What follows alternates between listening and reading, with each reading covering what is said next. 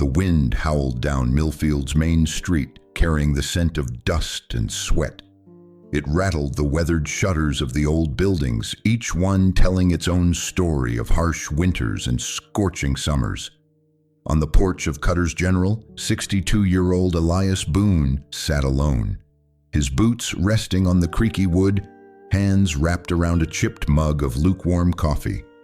He had seen it all, the highs and the lows, the triumphs and the losses, but nothing had prepared him for this moment. Then a voice, a boy's voice, cut through the howling wind. "Sir, can you stop them from hurting me?" Elias's gaze snapped toward the sound. There, in the dusty street, 3 men, Pete and Roy Mercer, and their ringleader, Bart Hanley, dragged a scrawny boy, no older than 12, from the saloon. The boy's lip was swollen, his clothes torn, and his eyes that had once held hope, were now clouded with fear. The memory of his own son, long gone and lost to a war that had never truly ended, flooded Elias's mind. His hand trembled on the coffee mug, but he wasn't sure if it was from the cold or something else, something older, something deeper. Elias had lived a long life, one filled with hardship, loss, and survival, but in that moment something stirred in his chest, a need to protect, to stand up for what was right. Could he turn away? Could he watch this boy suffer as he had watched so many others? Not this time.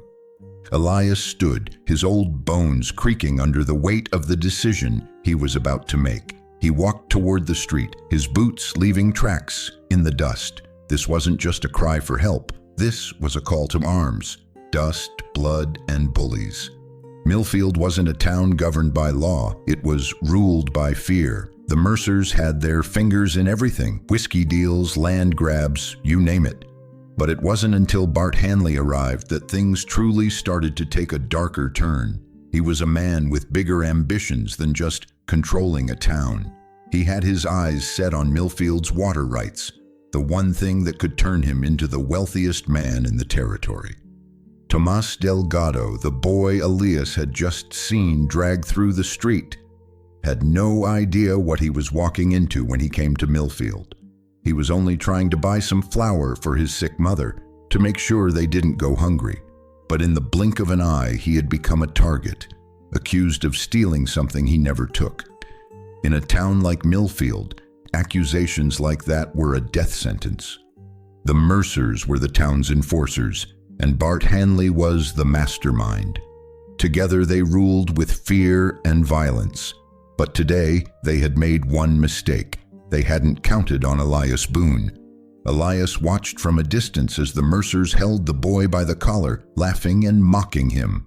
The townsfolk, who had seen this play out time and time again, hid behind windows, afraid to intervene. That was how things were in Millfield. You either ran with the pack or you became its prey. But Elias wasn't running. He wasn't hiding. And he wasn't going to let this boy suffer, not again, not on his watch. As he stepped into the street, a wave of memories hit him. He had seen enough men stand by while the helpless were crushed. He had been one of them once until he learned that some lines, some moral lines, could never be crossed. He had made a promise to himself long ago. He would protect what was good, even if it meant standing alone. The street showdown.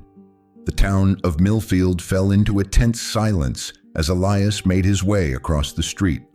The townspeople peeked through their curtains, unsure of what was going to happen. The Mercers stood in the middle of the street, arms crossed, smirking as they waited for the old rancher to make his move. Elias didn't hesitate. His boots kicked up dust with every step as he walked toward the group. The sun hung low in the sky, casting long shadows that stretched across the town like ghosts of the past. "I'm giving you 3 choices," Elias's voice rang out, strong and steady. "Apologize to the boy, ride to the jailhouse, or draw and settle it here." Bart Hanley's eyes narrowed. He wasn't used to being talked to like this. His hand shifted toward his gun, a slow, deliberate movement. The Mercers followed suit, but Elias was faster. In a single fluid motion, his Colt .45 was out of its holster and aimed straight at Bart. The men froze. The air between them crackled with the tension of an impending fight. Elias didn't move. He just waited, watching Bart carefully. The townsfolk were silent, their eyes glued to the standoff. Time seemed to stand still. "I said apologize," Elias growled. "Now." Bart hesitated. The weight of the moment hung in the air like a storm cloud. Finally, with a sneer, Bart nodded. "This ain't over, Crawford," he spat before turning to walk away. And just like that, it was over.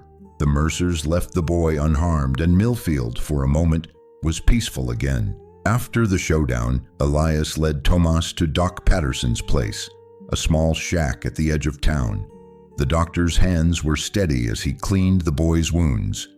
Tomas winced at the sting of the antiseptic, but the pain was nothing compared to the fear he'd felt just moments ago.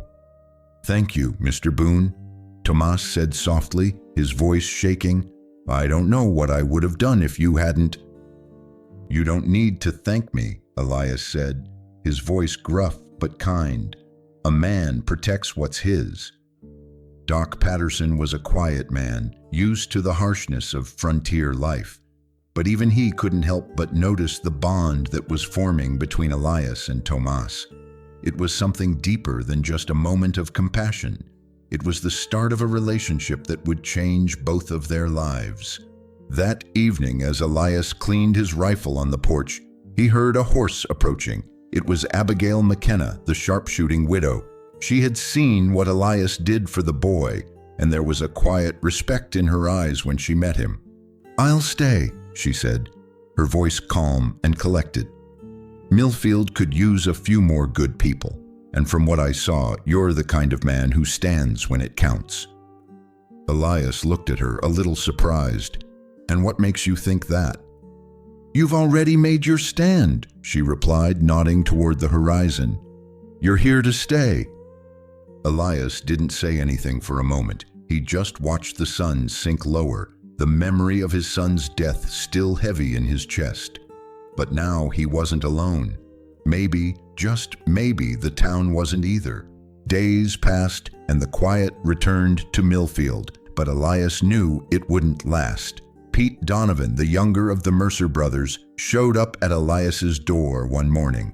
His face was pale and his eyes were filled with fear. "They're coming," Pete said, his voice cracking. "Bart's hired men. They've got dynamite and they're going to burn this town down." Elias felt his heart drop. The last time someone had tried to take Millfield, it had almost been too late. And now the same men were coming back, with worse intentions than before. "Sheriff Morrison is 200 miles away," Pete continued. "Millfield's wide open." Elias didn't speak for a long moment. He had seen the fear in Pete's eyes, but that wasn't enough for Elias to trust him. Yet there was something about the man's plea that softened his stance. Pete was trying to make it right. Elias finally spoke. "You want redemption, Pete? You'll have to earn it. We fight or we die trying." Pete nodded, relieved that Elias was on his side. The town was exposed, but they weren't alone anymore. They had each other, and that was all they needed. The next few days were spent rallying the townspeople. Elias, Abigail, Pete, and Tomas went door to door, gathering anyone willing to defend Millfield. The townsfolk had seen enough of Bart's brutality, but most were hesitant. The fear of retaliation weighed heavily on them. Henrik Johansson, a tall Swedish immigrant with a soldier's bearing, was the first to answer the call. Henrik had been through war before, fighting on foreign soil. He understood what it meant to protect what you loved. His hands were calloused from years of hard work, but his resolve was what Elias needed. Then came Charlie Mills, a teenage scout with an uncanny ability to move silently through the land. His speed and sharp eyes made him invaluable. Charlie had grown up in the wild, learning how to survive, and he had the courage to face Bart's gang without flinching. Elias also called upon Elias Boone, the local blacksmith, whose strength had made him a pillar in the community. He was a quiet man, but when he spoke, people listened. His experience with weapons and iron was exactly what they needed to prepare for the inevitable battle. The town slowly began to change. The schoolhouse was converted into a makeshift field hospital. The town's blacksmiths worked to create traps, while the farmers and ranchers set up defensive positions. Everyone had a role to play, but Tomas struggled. As he worked with Henrik on the town's defenses, he looked at the men around him with doubt in his eyes. "I'm not like you," he admitted. "I don't know how to fight." Elias placed a firm hand on his shoulder. "None of us do, boy, but courage isn't about knowing what to do. It's about standing up when others won't. When evil comes knocking, you don't run, you fight." Tomas didn't say anything, but Elias saw something in his eyes, the first spark of true courage. He wasn't just learning how to defend, he was learning to become a protector. The storm came just as expected. The winds grew wild, whipping the dry earth into a frenzy. The lightning cracked the sky open, illuminating the night like a battle zone. Bart's gang, riding in under the cover of the storm, had planned this attack carefully, but what they hadn't counted on was the town of Millfield fighting back. Abigail had set her plan in motion. She held a lantern high, swinging it in the air. The light was blinding to the incoming gunmen, and it caused chaos in their ranks. As their horses veered off course, they fell into the spike strips that had been placed along the road. The sharp metal spikes tore into the horses' hooves, slowing the advance. At the same time, Pete Donovan, showing true remorse for his past, sabotaged the gang's ammo wagon. He'd hidden the explosives inside, causing their ammunition to go up in flames. Without their weapons, the attackers were disoriented and vulnerable. But the true test came when Elias faced Bart Hanley in the middle of the street. The two men locked eyes, the wind howling around them. Bart raised his gun and aimed at Millfield's water tower, ready to destroy the town's last hope. But Elias was quicker. He drew his Colt .45 and fired. The bullet hit Bart's hand, knocking the gun free and saving the tower. But just as Elias exhaled in relief, something unexpected happened. Tomas, his face filled with fear, ran toward the dynamite. Without hesitation, he cut the fuse with a knife, saving Millfield from destruction. In that moment, Tomas had become not just a boy, but a hero. As the battle raged on, it became clear that the tide was turning. Bart's gang, broken and leaderless, began to retreat. But Elias, despite his victory, had paid the price.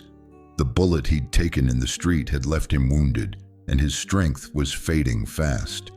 He had shielded Tomas with his own body, taking the blow meant for the boy. Now, as the final moments of the battle unfolded, Elias could feel his life slipping away. The remaining gang members scattered, but Elias wasn't done. He had one final task: to ensure Bart paid for his crimes. With shaking hands, Elias raised his Colt .45 one last time and fired. The bullet found its mark, and Bart Hanley collapsed in the street, his plans of destruction finally ending. But the cost was heavy. Elias fell to his knees, blood staining his shirt. His final breath came as he looked up at Tomas, his eyes filled with pride. "Make this place kinder than you found it," Elias whispered before slipping into darkness. Millfield was safe, but Elias Boone had given everything to ensure that. 1 year had passed since the battle, but Millfield was a different place now. The town had rebuilt, and in many ways, it had been reborn. The fear that had once gripped the town had been replaced by a sense of hope. Tomas stood at Elias's grave, wild flowers in hand. He was taller now, more confident, and no longer the frightened boy who had once looked to Elias for protection. He had learned the value of sacrifice, of courage. and of standing up for what's right. Maria, Tomas's mother, placed a hand on her son's shoulder. She had lost much, but the strength Elias had given her son had helped her carry on. Together they had rebuilt their lives, and Millfield had become a symbol of resilience. Abigail McKenna had stayed in Millfield, training the local girls in sharpshooting. She had taken the lessons Elias had given her and passed them on, ensuring that the town would never be unprepared again. Pete Donovan, now sober and seeking redemption, had helped fund the new schoolhouse. He had become an example of change, someone who had risen from his past mistakes to contribute to the future of Millfield. And Tomas? He had been accepted into Teachers College, a new chapter in his life. But he had made a promise to Elias, and he intended to keep it. He would return to Millfield and continue the legacy Elias had started. The ranch, once on the brink of collapse, was thriving. Together, the people of Millfield had rebuilt not just the town, but their hearts as well. Closing reflection and viewer challenge. As the camera lingers on the prairie, the camera slowly pulls back, showing Millfield bathed in the soft glow of dawn. The town that had once been broken, haunted by fear and loss, now stood strong, a testament to what a community could accomplish when it came together. Elias Boone's legacy lived on not just in Millfield's rebuilt buildings, but in its people. His sacrifice had shown them the power of courage, compassion, and the willingness to stand up for what was right, even when it seemed impossible. The story of Elias isn't just about one man. It's about all of us.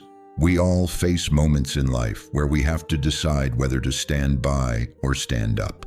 When we see wrong, do we turn away or do we rise to the occasion? We want to hear from you. Think about a time when you had to make a stand for what's right. Maybe it was for someone else. Maybe it was for yourself. Share your story in the comments, and let's keep the spirit of heroism alive, in real life and on screen. The screen fades to black as the soft song of a meadowlark fills the air. The title card appears, reminding us that even in the harshest places, courage and kindness can bloom.